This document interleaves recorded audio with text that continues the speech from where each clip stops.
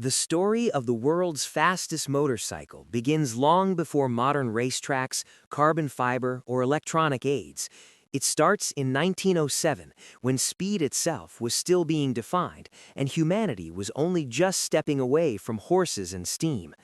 At a time when trains ruled velocity and aviation was still a daring experiment, one man rewrote history on two wheels. His name was Glenn Hammond Curtiss, and what he built would shock the world more than a century later inside Leno's garage. Curtiss was already a brilliant engine builder and a pioneer of flight, later known as the father of naval aviation. But his most jaw-dropping achievement did not come from the sky. Instead, it happened on the sand of Ormond Beach in Florida, where early speed records were chased long before salt flats and purpose-built circuits existed. On a cold January morning, Curtiss arrived with something that barely resembled a motorcycle as we know it today. What he brought was essentially a V8 engine mounted between two thin wheels. The machine looked closer to a reinforced bicycle than a motorcycle, yet it housed a massive 4.4-liter air-cooled V8 originally intended for aircraft use. Producing around 40 horsepower, this engine was monstrous for its era. For comparison, the famous Ford Model T that followed shortly after made about half that power with much less displacement. There was no gearbox, no suspension, and no real braking system.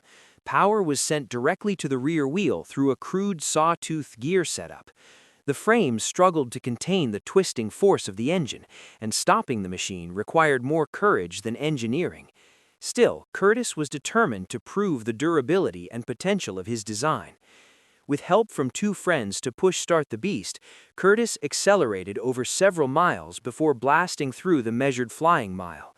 His average speed reached an astonishing 136.3 miles per hour, making him the fastest human being on Earth at the time. This was not the fastest on a motorcycle or the fastest of the year, but the fastest ever recorded by a person using any vehicle. The return run nearly ended in disaster. At around 90 miles per hour, the drive shaft failed, violently thrashing beneath the bike as the engine twisted the fragile frame. Somehow, Curtiss escaped without injury. Although the run could not be officially certified due to the mechanical failure, newspapers still crowned him the fastest man alive.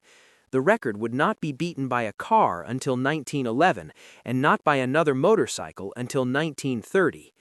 Fast forward to modern times, and this legend roared back to life at Leno's garage. Fabricator Dale Stoner built a close replica of the Curtiss V8 motorcycle after studying extensive Smithsonian documentation and examining a surviving original. While faithful to the spirit of the machine, Stoner made subtle updates to ensure safety and reliability. Modern aluminum pistons replaced the original cast iron ones, and the dangerous total loss oiling system was upgraded to a pressurized dry sump setup. Even so, when the bike was fired up in Leno's garage, oil still sprayed across the floor and onto Jay himself, perfectly illustrating just how raw and mechanical this machine remains. Leno, known for his vast and eclectic vehicle collection, described the bike as truly unusual, a strong statement from someone who has driven steam cars, early electric vehicles, and jet-powered motorcycles. Watching the Curtiss V8 replica run is not just entertaining, it is a powerful reminder of a time when speed was pursued with fearless imagination and very little margin for error. More than a century later, the world's fastest motorcycle still commands awe, not for comfort or practicality, but for the sheer audacity that made it possible.